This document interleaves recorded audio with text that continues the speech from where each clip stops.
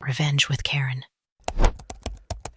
My hands were still shaking from the damn elevator ride when I heard Camille's voice laughing through the conference room door. That fake kind of laugh. You know the one? Too loud, too polished, too damn perfect. I stood in the hallway, clutching the same leather binder I'd carried for 2 decades, the one with a cracked corner and my maiden name still faintly scratched into the flap. 20 years of loyalty. I was waiting outside like a goddamn door-to-door vacuum salesman. But we're not there yet. Let me take you back before the merger whispers, before the fall, before Camille and her Botox-smooth smirk slid into my company like a snake in a Prada sheath. Back when the building still smelled like burnt coffee and copy toner, and my name still carried enough weight to stop a few interns from screwing up their first 10K filing. Back when I still thought playing by the rules counted for something. I started at Easton and Bell when faxes were still a thing, and our CEO wore the same green tie every Monday for luck. My first office had a printer the size of a mini fridge and a window that overlooked the alley. I was 25, stubborn, and so naive I thought quiet quitting was just what happened when you lost your voice during flu season. By year 10, I built half the damn compliance backbone without a title bump or a holiday bonus that broke 3 digits. I trained up interns who got promoted past me, mentored managers who now called me Han, and ran internal audits so tight they could have doubled as corsets. One of those audits, a little gem I called the tri-flag template, flagged inconsistencies across departments, cross-checked expense justifications, pinged discrepancies like a watchdog with a Red Bull addiction. But guess what? No credit, no name on the damn thing, just silence from above and pats on the head from below. Still, I believed, in the process, in the people, in the work, even when it didn't believe in me. Hey, real quick, if you're listening to this and you're one of the 95% who haven't hit that little subscribe button yet, maybe consider doing it now. No pressure, but it genuinely helps our tiny, over-caffeinated team keep telling stories like this one. And toss us a like if this already has you side-eyeing your company Slack channel. Anyway, back to the slow collapse of everything I'd built. See, I wasn't flashy. I didn't work the holiday parties, never brown-nosed my way into VP meetings. I stayed late, came early, and kept my mouth shut when executives accidentally billed strategic retreats from Miami strip clubs. I was the kind of employee you forget till something breaks, and suddenly it's "Can Mary take a look at this?" every 5 minutes. But even dependable gets old, especially when the new chairwoman showed up. Camille. That's what the plaque said on her glass office door, Chairwoman Camille D. Frazier. A name that sounded like it belonged on a vineyard label, not at the helm of our company. She came from some consulting firm out west, armed with buzzwords and a personal assistant named Marlowe, who carried her purse like it was the Ark of the Covenant. She brought her own VP with her too, Ryan. Fresh out of Wharton, tan year-round, and always grinning like a kid who just figured out how to expense dinner dates. The first week they arrived, Camille sent out a memo called Strategic Reshaping for Synergistic Growth. Translation: heads were gonna roll, and it wasn't gonna be hers. Departments were consolidated. Committees were streamlined, and I was repositioned into what they called Legacy Compliance Reconciliation. Sounded important, right? Except it wasn't. It was a windowless cubicle with a broken chair and a pile of old spreadsheets no one wanted to deal with. I remember walking into my new corner of exile and thinking, so this is what 20 years gets you. Ryan made a comment that first day, half whispered to Camille but loud enough for me to hear. Didn't she train half the interns here? Shouldn't she be retired by now? Camille didn't even flinch, just said some people have trouble letting go, then turned and smiled at me like she just offered me a toothpick at a BBQ. I kept my head down, started noticing things. Petty at first, travel reimbursements with no receipts, per diem spikes that didn't match trip durations. Camille's name was on a few, Ryan's on more. One week, Ryan billed the company for 3 separate dinners in different cities. On the same night, I flagged one, just one, quietly. Sent it to finance with a little note, possibly duplicate reimbursement. Next day, Camille called me into her office. Mary, she said in that condescending, syrupy tone people use when they're 2 seconds from stabbing you with a shrimp fork, we need team players, not hall monitors. These are high-velocity decisions. Try not to get stuck in the weeds. High-velocity decisions. That was new, so I nodded, smiled, said understood. then walked back to my desk and printed out every single expense report I could get my hands on, just, in case. I didn't know it then, but that was the moment everything started tilting. The first breath before the house collapses, the smallest tremor before the earthquake, and Camille, she was already sharpening the knife. First time I saw Camille in action, she was clicking through a PowerPoint like it owed her money. I was seated in the back of the executive conference room, no nameplate, no introduction. Just legacy staff presence, as noted on the invite. She stood in front of a projector screen, blazer crisp enough to slice paper, and said, "This company needs agility. We're here to elevate, not babysit." The room full of execs nodded like bobbleheads on a dashboard. Ryan sat beside her, grinning like he'd invented the concept of synergy. Meanwhile, I was chewing the inside of my cheek raw and clutching a yellow legal pad I didn't even bother writing on. 2 days later, they started the realignment. Camille's version of streamlining felt a lot like getting mugged in your own house. My department, audit and compliance ops, was dissected like a frog in a high school lab. 3 of my direct reports were restructured into other teams. One was offered voluntary departure with dignity, which is HR speak for "we'll pretend this wasn't a firing if you don't sue us." The rest got funneled into something Camille called the Agile Insight Pod. And me, I got a new title. Special Projects Lead, Legacy Systems. Fancy, right? Only problem was there were no projects. No systems, just a backlog of dead-end cases and a shared inbox full of garbage. Password resets, printer complaints, and 3-year-old audit questions from departments that no longer existed. Ryan stopped by my new desk the first day, didn't even sit, just leaned on the cubicle wall like he was about to ask me to prom. "How's the new role, Mary? Easy breezy, huh?" I didn't answer. He smirked and added that it's nice not having to stress about performance reviews at your age. Then walked off, leaving behind the faint smell of expensive cologne and entitlement. I tried to tell myself it didn't matter, that maybe this was just a rough quarter, a corporate hiccup. Companies change, leaders come and go, tides shift. Hell, maybe they really did think my skills were better suited for archival cleanup than frontline compliance work. But deep down, I knew what was happening. I wasn't being repositioned. I was being erased. That same week, I started noticing things, weird things. A $7,200 vendor lunch charge to facilities. An out-of-state car rental tied to a name I didn't recognize. Back-to-back flight bookings for Ryan with overlapping departure times in different cities, Chicago and Tampa, on the same afternoon.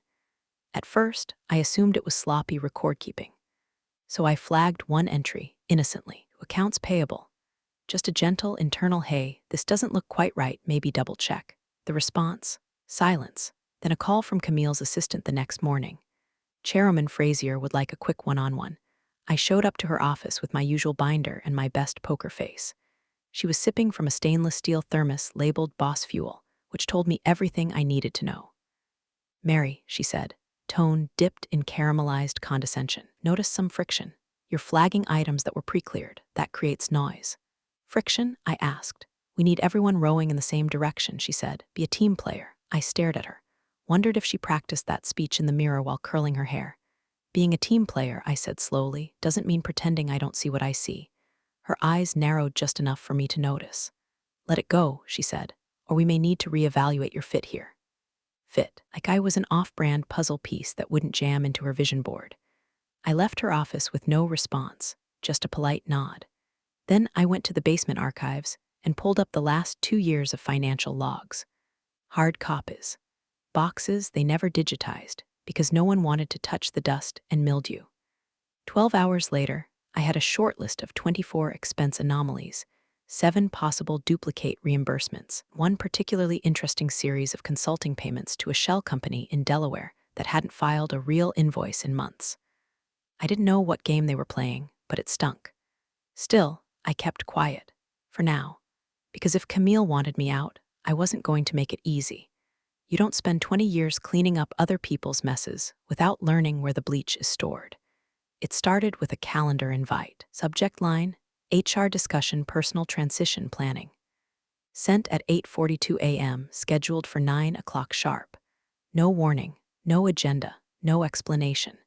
Just enough time to grab a lukewarm coffee and brace for the corporate guillotine. The HR rep, Teresa, God bless her brittle smile, greeted me like I'd just wandered into a spa consultation. "Mary, thank you for making time. Wanted to discuss your legacy here and some exciting next steps." Exciting next steps. I'd been with this company longer than Teresa had been legally allowed to drink. She slid a folder across the table. Blue, standard HR issue. Inside, an early retirement optimization package. In other words, a polite shove toward the exit wrapped in faux gratitude and generic legalese. 2 months of pay. A 2-sentence thank you letter signed by Camille. The release of all claims, grievances, and rights to proprietary data or commentary regarding institutional operations. Translation: sign this and you vanish. "No thanks," I said, barely glancing at the paperwork. Teresa blinked. "Oh, okay. Well, it's quite generous, considering..." "Considering what?" She looked down. "Camille said you might be open to winding things down." I folded my hands. "Tell Camille I'll be winding nothing. I'm not done." Face stiffened like she'd bitten into a lemon. "Then we may have to revisit some troubling discrepancies that have been noted, just for procedural closure." And just like that, the air changed. I didn't storm out, didn't throw the chair, didn't cuss. I stood up, smiled with every ounce of grace I had left, and walked back to my desk with that blue folder tucked under my arm like a goddamn participation trophy. 3 days later, the Whisper campaign started. First, access to shared compliance drives was revoked. Then, a confidential performance review summary was circulated to Camille and legal, flagging multiple missed reporting timelines and concerning lapses in audit responsiveness. Lapses? I'd never missed a deadline in 20 years. I used to color code the damn calendar and audit myself on Fridays for fun. But the damage was done. People stopped meeting my eyes in the hallway. One manager returned my expense clarifications with a per Camille's guidance. "We no longer need support from legacy compliance." Legacy. Like I was a haunted photocopier someone forgot to unplug. A week after the HR meeting, Ryan cornered me in the elevator, alone. "Could have left with a check and dignity," he said, flashing that smug toothpaste commercial grin. "Now you'll just have neither." I stared at the elevator numbers crawling upward. "I've survived worse than you in loafers," laughed, stepped off on floor 6, and left behind the reek of cheap ambition and cologne that probably had a trademarked name like disruption. By then, I knew the writing was on the wall. Hell, it was etched with a sledgehammer. So I boxed up my desk. Not the decorations, not the photos, just the files. Stacks of printed reports, physical ledger summaries, travel logs, expense approvals, policy change memos, stuff no one bothered to digitize because they thought paper was obsolete. Jokes on them, paper doesn't delete itself. And I didn't just box up mine. I took what they forgot I had access to: historical logs, system transition notes, printed email threads with redline edits and approval chains. I didn't even know why yet, just that my gut screamed, "Don't walk out empty-handed." My last day, no one said goodbye. No cupcakes, no banner, not even a passive-aggressive HR "thank you for your service" card. Camille wasn't even in the office. Just a courier envelope slid across my desk mid-afternoon. Inside, a revised version of the severance offer. This one was lighter, no payout. Just a reminder that continued refusal to cooperate may result in reputational consequences. I took a red Sharpie and wrote "declined" across the front. Left it on Camille's chair. Then I walked out, not with a bang, just the quiet creak of an overused door hinge and 2 cardboard boxes in my arms. One of them held the tri-flag audit template I built. The other held a copy of Ryan's expense log, printed at 6:41 a.m. on a Sunday, with the metadata trail still intact. I didn't have a plan. I barely had my dignity, but I had receipts, and that was something. The silence was the worst part. Not the emails that stopped coming, not the HR line that rerouted straight to voicemail.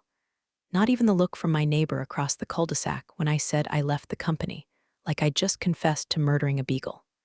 No, it was the silence inside my own head that turned feral.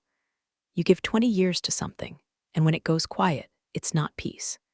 It's a ringing absence, like the moment after a car crash when your ears hum and you don't know if your spine's still attached. I sat at my kitchen table for days. Didn't sleep much, ate canned soup, and stared at my ceiling fan like it might spell out the next steps in Morse code. But something kept gnawing. Not guilt, hell no. Instinct. There was a gap. A missing beat in the way the expense logs disappeared after I flagged them. The way the discrepancies they pinned on me matched timestamps of reports I knew I'd filed. The way Camille's team scrubbed my audit folders like they were bleaching a crime scene. So I did what every pissed-off middle-aged compliance officer with a printer fetish and nothing to lose would do. I made a timeline. It started as 1 page, then 5, then 32, invoices, email headers, access log summaries, dates when files were created versus when they were archived. I cross-referenced badge swipes with system entries and started seeing it, faint at first, sharp as a knife. Patterns.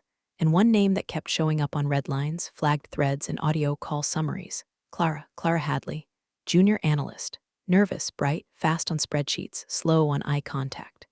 I'd mentored her for a year before she vanished without explanation 6 months before I was shown the door.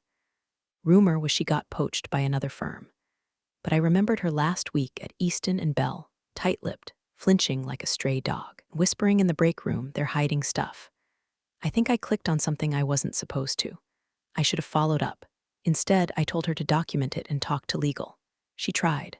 Next day, she was gone. Voluntary resignation. File locked. Badge deactivated before noon. So I did what any ex-corporate bloodhound would do. I stalked LinkedIn like it owed me rent. There she was. Profile quiet, no updates. Location set to greater tri-state area. I sent a message. Clara, it's Mary from compliance. I think we need to talk. She replied 7 hours later. Just 2 words, not here. We met at a diner off I-76. She wore a baseball cap low over her eyes and kept checking the door like we were in a mob movie. Her hands shook when she stirred her coffee. But when I told her what I'd found about the expense trail, the deletion logs, manufactured performance report, they stopped shaking. She reached into her purse and slid me a thumb drive. Screenshots, internal Slack. Downloaded before they wiped my laptop, she said. I saved them on my mom's iMac. My eyes widened. There's more, she added, voice barely above a whisper. A voice memo. I recorded a meeting. Ryan told marketing to backdate invoices. Said Camille signed off. This is just optics. I sat back like I'd just been slapped. Realize, I said slowly, this could bury them. She nodded, but her face crumpled. They sent a letter from their attorney. Said if I ever shared anything, they'd sue me into dust. Said I breached my exit clause by pulling files. My hands curled into fists under the table. Did you keep the originals? I asked. No, just the drive. I'm scared, Mary. I'm not like you. That hit me harder than it should have. She wasn't wrong. I was built for this. Not just the rules. The war beneath the rules. The quiet threats, the weaponized politeness, the way companies like Easton and Bell smile while they sharpen the blade. I walked her to her car, told her to lay low. Then I made one call. Her name was Beatrice Grant. Retired from the SEC, now a private attorney specializing in whistleblower defense and corporate fraud retaliation. Old school, no website, no receptionist. Just a number and a reputation for drawing blood. She answered on the second ring. Is this about the Easton mess? She asked before I could say hello. I froze. How'd you? I've been hearing things, she said. You have evidence, I have receipts, and a frightened witness. She was quiet a moment. Then, did she keep originals? Yes. Then we go to war. I exhaled for the first time in weeks. Not relief, not yet, but something sharper, resolve. Beatrice didn't flinch. She read Clara's screenshots like they were bedtime stories and listened to the audio file with the emotional range of a guillotine technician. She didn't nod. She didn't gasp. She just clicked pause, rewound, and transcribed timestamps like she was cataloging evidence at a war tribunal. Camille says, just fluff it. The board doesn't check these. That's acknowledgement of falsification. And Ryan's voice confirms she approved it. That's your nail. She flipped through my paper files. Index finger tracing over date stamps and initials with the same reverence a priest reserves for scripture. Metadata is intact. Chain of custody looks clean. Mary, this is corporate arson. Her first move was surgical. A sealed letter delivered by courier to Easton and Bell's ethics board. Attention. Executive Compliance Officer, CC, Internal Counsel. She requested formal review of misconduct allegations, including potential SOX violations and financial tampering. She included the screenshots, audio clip, and a log of system deletions post-termination. She gave them 10 business days to respond. They responded with silence. No email, no letter, not even a "we received your inquiry and kindly go to hell." But on day 6, something cracked. An anonymous envelope showed up at Beatrice's P.O. box, no return address, postmarked in state. Inside, a printed copy of Mary's original severance agreement, with a neon pink sticky note slapped on the signature page. You might want to read section 7.2 again, a friend. Beatrice narrowed her eyes, scanned the clause, and let out a dry chuckle. Ha, idiots, what? I asked, leaning over the table. She tapped the section with her pen. Your release clause is conditional, specifically excludes scenarios where executive misconduct invalidates standard HR exit conditions. And the moment Ryan and Camille manipulated financial statements or threatened a junior analyst into silence, your severance becomes null. You were released from nothing. Legally, you're still tied to key compliance oversight frameworks, which means she looked at me over the rim of her glasses. They need you. I didn't laugh, just stared out her office window, watching a rainstorm drag itself across the city like a dying animal. I was still digesting that when the press release hit. Easton & Bell announces historic merger with global firm Coley's Group, new chairwoman Camille Frazier to lead transition into international expansion. They gave her a full-page spread in Forbes Business Insider. Picture perfect. Blue suit, white background, smiling like she just invented philanthropy. The article called her a visionary in the compliance renaissance. I nearly choked on my coffee. But the best part came 48 hours later. An email from legal. Subject, clarification needed compliance legacy documentation. They wanted me to come in. Apparently, a certain audit framework, my framework, the tri-flag template, had been flagged by the acquirer's lawyers as legally ambiguous. Wording of the compliance triggers didn't match Easton & Bell's updated language from the merger paperwork, because I had updated it 3 weeks before my firing. Camille never filed the final version, but I had 2 printed copies, one signed by me, one unsigned, which she tried to overwrite with her revised version post-firing. Beatrice nearly salivated. They didn't expect you to have a version timestamped before your exit. That version's legally binding. Acquirer's counsel wants clarity because if the fraud logs existed before they acquired, it nullifies safe harbor status, which means they're liable for nothing, and Easton & Bell eats the fallout. And they need me to explain it. Beatrice smiled like a wolf in pearls. They can't move forward without you. I stared at the email. Cold fingers wrapped around my spine, not fear, just a strange, quiet clarity. Camille wanted my signature, my rewrite, my silence. It was about to get none of the above. I wrote back a simple reply, happy to assist. I'll bring my attorney, and we picked a date. Wednesday, 9:00 a.m., boardroom level. My name on the invite, not as a guest, as a requirement. I hadn't set foot in that building in 97 days. Not that I was counting.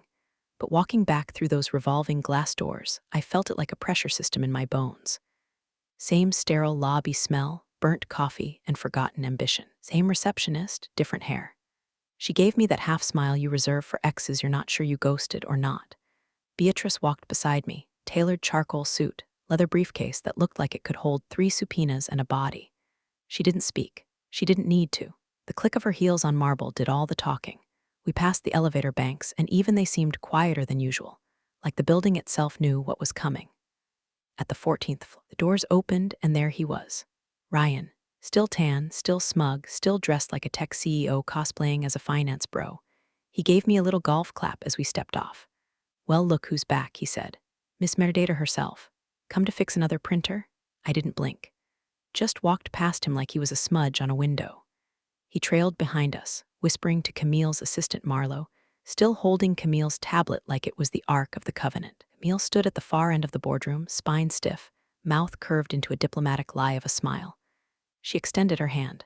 Mary, I'm so glad you could make it. Beatrice ignored the handshake. We'll need the room on record, she said, setting her briefcase down at one of the long oak chairs. Audio and transcript. Camille's jaw tensed. That shouldn't be necessary. Beatrice didn't even look at her. It is. Camille turned toward the merger team, suits from Coley's Group, legal reps, and 3 of Easton's own board members flanking them like stiff-necked gargoyles. All eyes shifted toward her. She smiled again, of course, for transparency. Please record, she didn't know what she'd just agreed to. I took my seat at the table, arms folded, across from Camille. Ryan leaned against the window, arms crossed like he was posing for a perfume ad called Obstruction. Beatrice opened her file. This meeting pertains to the tri-flag audit template, updated Q4 of last fiscal year. Authored by Mary Chen, timestamped October 11, 4:19 p.m. The version signed and sealed by Easton and Bell on October 12 is the only legally binding version per pre-merger compliance doctrine. Camille cut in. Actually, we revised. Beatrice raised one finger. You issued an unsigned revision post-termination, which is not recognized under SEC guidelines. Furthermore, version flagged by Coley's attorneys matches Ms. Chen's original submission.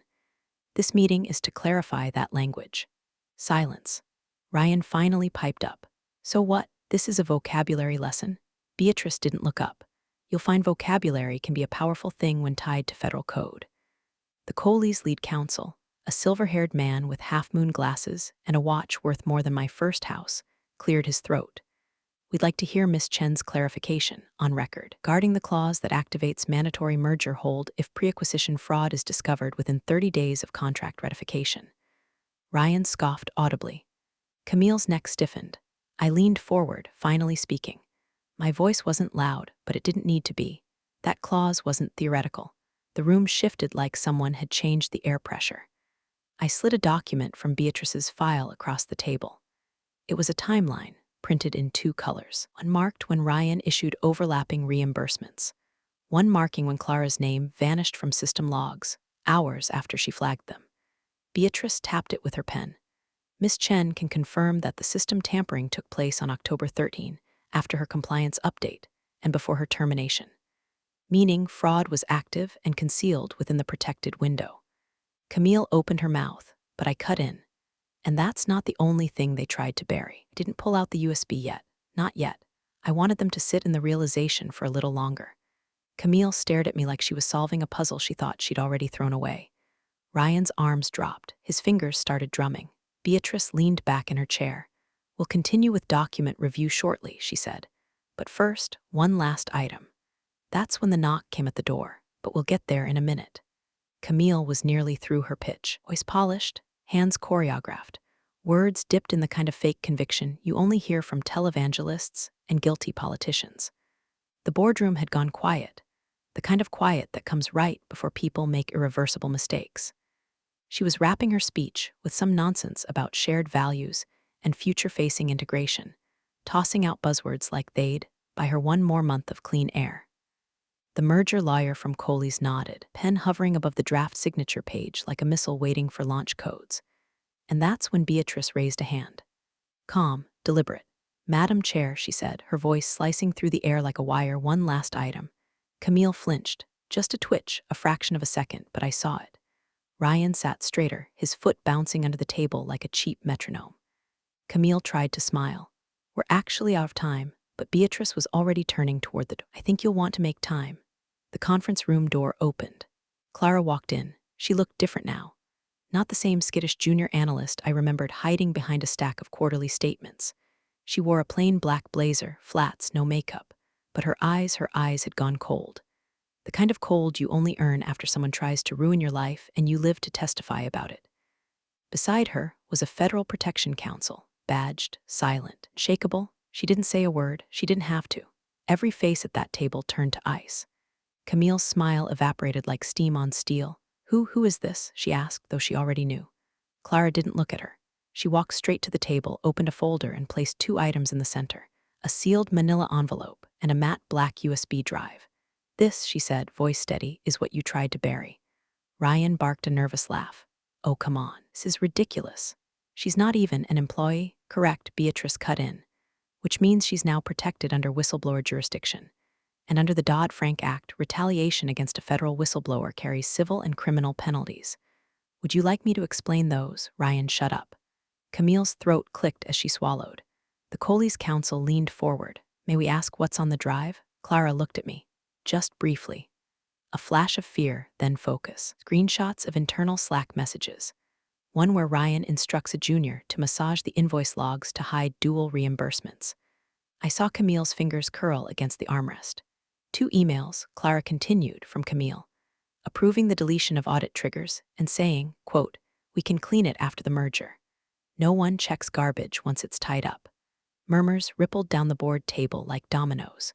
An audio recording, she said last, placing a small transcript next to the drive, of Ryan telling marketing that backdating invoices isn't fraud if it's in the same fiscal quarter. Camille stood. Enough. Beatrice didn't even look up. Please remain seated, Madam Chair. We're not finished. I will not be subjected to a circus in the middle of a legal. You already were, I said, finally speaking. Camille turned toward me, lips pale. You did this, she hissed. No, I said. You did this. I just saved the evidence. Clara sat down at the far end of the table. Didn't ask permission, didn't need it. The Federal Protection Council slid a document toward Coley's attorney. Full summary of whistleblower complaint. Filed this morning. Your legal team has been copied. DOJ is aware. Ryan stood now, too. We need a moment. This is all slander. Beatrice leaned in, folded her hands, and said calmly, it's a recording. Ryan sat back down. The silence now wasn't just tension. Vacation. One of the Easton board members, an older woman with a silk scarf and dead eyes, whispered, Camille, please tell me you didn't approve this. Camille didn't answer. Clara looked directly at her for the first time and said softly, you said no one would believe me. She turned to the Coley's team. I brought the receipts. No one spoke. The Coley's counsel finally turned to Camille. We'll need to pause all proceedings, immediately, pending full internal review. She nodded. It was the smallest, saddest nod I've ever seen. Not defeat. Not yet. But the beginning of it, and I wasn't finished. Not by a long shot. The room was drowning in silence when Beatrice reached across the table and picked up the USB. She slid it into the laptop the Coley's counsel had brought. No nonsense, no commentary, just the sterile click of inevitability. Then, play. The audio started soft, office hum, chairs scraping, awkward shuffle of a team not sure they're supposed to be recording. Then Ryan's voice, clear as sin. Just duplicate the entries across quarters. Legal doesn't audit subcodes until we trigger full closure. You're not altering amounts, just smoothing optics. A second voice, trembling. Isn't that manipulation? Ryan again. It's presentation. And Camille's already signed off, so unless you want to explain to her why marketing blew the bonus budget, click. Different clip now. Camille this time. If the budget sheet doesn't align, then misclassify the bonuses as retention incentives. It's all internal semantics. I'll approve the variance myself, just get the numbers right before the board sees them. Click. Beatrice didn't look at Camille. She didn't need to. Instead, she opened the folder Clara had placed down and spread out 4 pages. System logs, she said. These are time-stamped file deletions that occurred exactly 48 hours after Miss Chen was terminated. Files she authored, flagged for review, and were still under active compliance hold. Deleted remotely from an internal admin account registered to she slid the last page across to the Coley's lawyer. Ryan L. Ashford, VP Ryan opened his mouth, but no sound came out. The room was thick with the sound of realization. Papers rustling, throats clearing, shoes shifting beneath mahogany. Then a board member, Mr. Harrow, the oldest one there, bald with a face like a granite statue, spoke for the first time. He turned his gaze toward Camille, expression unreadable. Did you know about this? Camille didn't answer. She was standing now, slowly, as if her body was rejecting the chair beneath her. Her mouth opened to speak, some rehearsed denial locked and loaded. Beatrice reached forward and tapped the edge of the conference mic embedded in the table. It was still on. Camille froze. The red light glowed like a wound. You didn't turn it off, Beatrice said flatly. The mic's hot, Madam Chair. Camille's lips curled inward. For once, she had no script. I watched it all from my seat, not gloating, not grinning, just breathing. For the first time in months, I could hear my own heartbeat without it sounding like a countdown. Woman who tried to cut my reputation out of the company's history, who smiled through every lie and weaponized silence like a blade, now stood mute in a room she used to command. And the best part? She wasn't the only one being exposed. I pulled out one final document, my version of the Tri-Flag audit template, the one Camille never filed, the one I updated before they walked me out like a ghost in slacks. It had one specific clause near the end, line 42. Beatrice read it aloud. In the event of material misconduct discovered prior to formal merger signing and involving executive personnel, all merger clauses requiring forward compliance shall be rendered null and void, and the merger suspended pending legal resolution. Camille's knees buckled, just slightly, but I saw it. The Coley's counsel stood. We'll need to halt all progress on the merger immediately. This clause supersedes the agreement if the fraud predated ratification, which it clearly did. Camille finally spoke, but not to us. She turned to Marlowe, her assistant, eyes wide. Get my husband on the phone, now. Beatrice closed her briefcase with a soft thud, the sound of something ending. Behind me, Clara let out a breath, the kind you exhale when you realize you might live after all. I didn't say anything.